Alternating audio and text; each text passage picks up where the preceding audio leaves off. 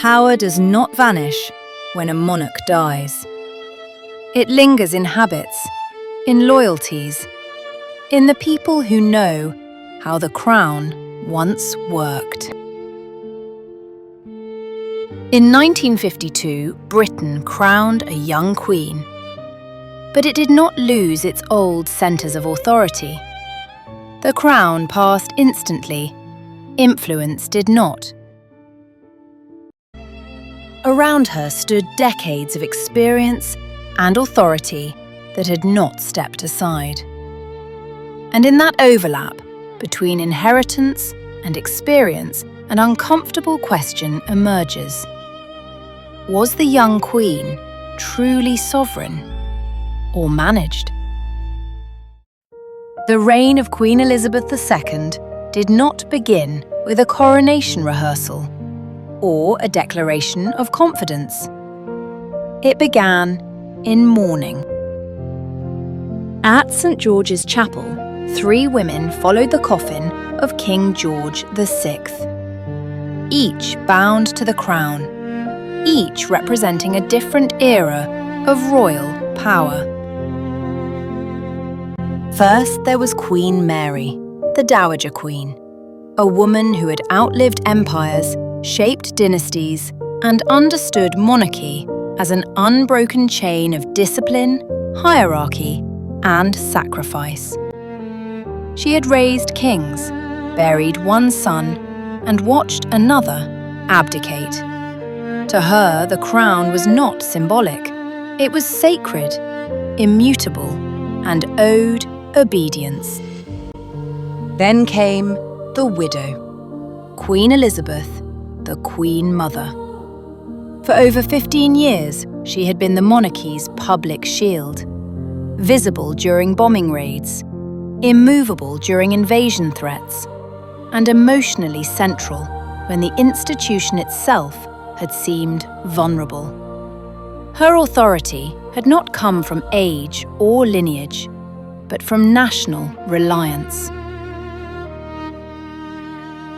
And finally, Elizabeth, 25 years of age, newly sovereign, elevated in an instant to head of state, supreme governor of the church, and the living anchor of post-war Britain. 3 queens, 3 generations, 3 distinct claims to authority. One carried institutional memory, another carried earned influence, and the youngest of them carried legal sovereignty.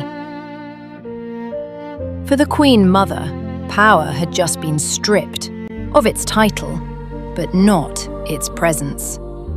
For Elizabeth, power had arrived with weight, but without experience. This was not a clean transfer.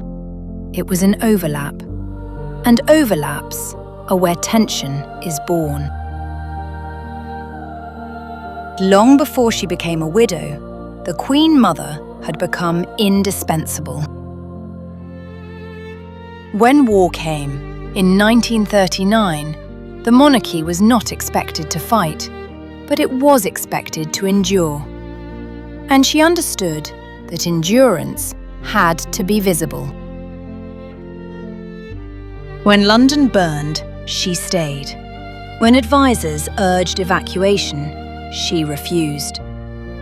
When bombs fell on Buckingham Palace, she did not retreat to safety. She went out to be seen. She walked through the ruins of the East End in carefully chosen colours, pastel coats and structured hats, rejecting the idea that the monarchy should fade into the background during hardship. Her visibility was not frivolous. It was defiance. She toured bombed neighbourhoods while smoke still hung in the air, walked among the displaced, the wounded, and the grieving. She trained with firearms and took a keen interest in civil defence. The Queen Mother turned proximity to power. She understood optics, morale, and symbolism at a level few courtiers ever did. This was not passive queenship. It was operational. By the mid-war years, she was no longer just the king's wife. She was the monarchy's emotional interface with the public. The figure people associated with endurance rather than abstraction. So powerful was her symbolic role that even Britain's enemies took notice. The claim that Adolf Hitler regarded her as the most dangerous woman in Europe endured, not because it was dramatic, but because it felt plausible. She was dangerous, not because she commanded armies, but because she commanded belief. And belief in wartime Britain was power. George VI was never trained to rule. His accession followed abdication, scandal, and institutional shock. He inherited a crown without preparation, while privately battling a debilitating stammer and profound insecurity. Through it all, his wife steadied him. She shaped his public image, reinforced his authority, and absorbed pressure he could not always withstand. When he hesitated, she advanced. When he weakened, she compensated. During the war, that dynamic intensified.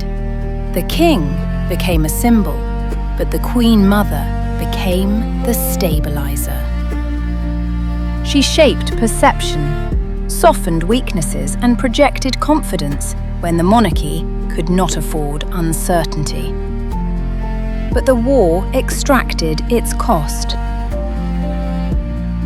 Years of relentless pressure, compounded by heavy smoking and stress, devastated the king's health. Lung disease, vascular problems, and exhaustion followed. His physical decline was visible long before his death. As the king faded, the Queen Mother strengthened. More decisive, more relied upon, her stature, built through visibility, resilience, and emotional leadership, only solidified. She was no longer just supporting the crown. She embodied its continuity. But in 1952, that structure collapsed. She was widowed at 51. Still energetic, politically literate, institutionally embedded, and deeply respected. Suddenly, she had no formal role, no constitutional authority, but decades of earned influence. Ahead of her stood her daughter, intelligent, disciplined, but young, untested, and newly exposed to the full machinery of state. Experience now had to pave way for inheritance, and institutions rarely make that adjustment easily. Elizabeth II inherited the crown, but her mother embodied it. She did not retire into obscurity. She remained present, politely and persistently. The Queen Mother retained apartments, offices, staff, and daily presence at court. Courtiers who had served her for decades did not recalibrate overnight. Protocol officers, trained in pre-war monarchy, favoured her interpretation of tradition. When decisions were discussed, her perspective carried weight, not by decree, but by habit. This was not insubordination. It was continuity. Elizabeth carried legal authority. Her mother carried symbolic authority. Earned, not inherited. One was written into law, the other into memory. And when those two forms of power coexist, hierarchy becomes negotiation. Queen Elizabeth approached monarchy with restraint and discipline. Her instincts were cautious and modern. She believed the monarchy had survived the 20th century by adapting, and would only survive the next by continuing to do so, carefully and without spectacle. The Queen Mother did not share that view. Her authority had been forged in visibility, ritual, and emotional reassurance. She believed the monarchy survived the war because it leaned into tradition, not away from it. This difference was not philosophical. It was practical. Elizabeth began questioning the scale and cost of court operations, household structures, and ceremonial repetition. She preferred tighter organization, fewer intermediaries, and clearer chains of responsibility. Her mother resisted these instincts, not openly, but persistently. She understood court ritual as emotional architecture. To her, removing familiar practices risked unsettling a public still traumatized by war. Ceremony was not wasteful. It was stabilizing. This divergence surfaced in court presentation, where Elizabeth favored restraint and her mother defended grandeur. In household hierarchy, where the Queen Mother maintained loyalty to long-serving courtiers whose authority rested on tradition rather than efficiency. And public visibility, where Elizabeth preferred controlled appearances and her mother believed frequent, emotionally resonant presence was essential. Importantly, many courtiers sided instinctively with the Queen Mother. Not out of defiance, but out of habit. These were men trained before the war, shaped by Queen Mary's discipline and reinforced by the Queen Mother's wartime leadership. Elizabeth was sovereign, but she was often the youngest and least historically entrenched voice in the room. This was not rebellion, but institutional memory asserting itself. Inherited authority collided with symbolic authority, quietly, continuously, and in ways that rarely reached official record.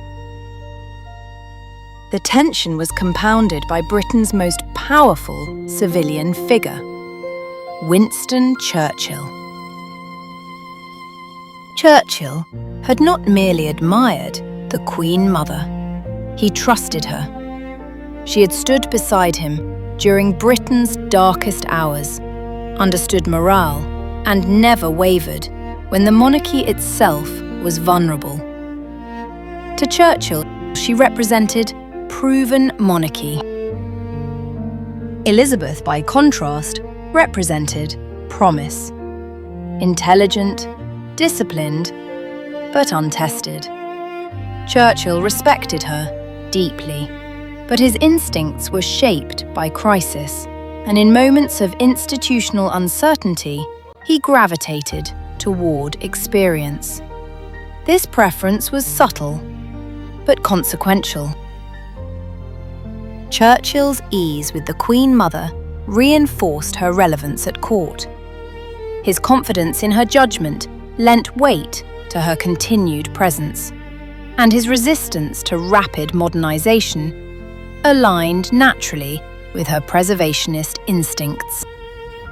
This mattered, because prime ministerial confidence influences court behavior. Courtiers follow political comfort as much as royal authority. Institutional change slows down when senior figures prefer continuity. There is no evidence that Churchill undermined Elizabeth, but there is ample evidence he buffered the old order.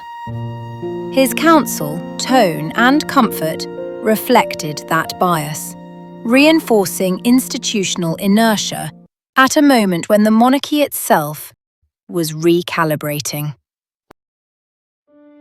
The result was not a conspiracy, but a delay. A monarchy adjusting more slowly than its new sovereign might have preferred. And in that delay, influence continued to flow through familiar channels. There is no evidence of open conflict, no recorded confrontation, no explicit challenge. But power does not require confrontation to exist. It exists in whose advice is followed, whose presence reassures, and in whose instincts shape decisions before they ever reach paper. For a period of time, the Queen Mother was a quiet centre of influence, not ruling, but weighting the scales. Elizabeth, perspective and disciplined, allowed the transition to unfold gradually. She did not push her mother to the side. She allowed time to do what force would have damaged. Elizabeth II did not seize control. She absorbed it, patiently, deliberately, over time. This was not a power struggle, but an overlap. A moment when the crown had passed, but power had not fully settled. Elizabeth II's reign did not begin with command. It began with coexistence. And perhaps that is the most honest portrait of monarchy there is. Because crowns may be inherited overnight, but authority is something even queens must grow into.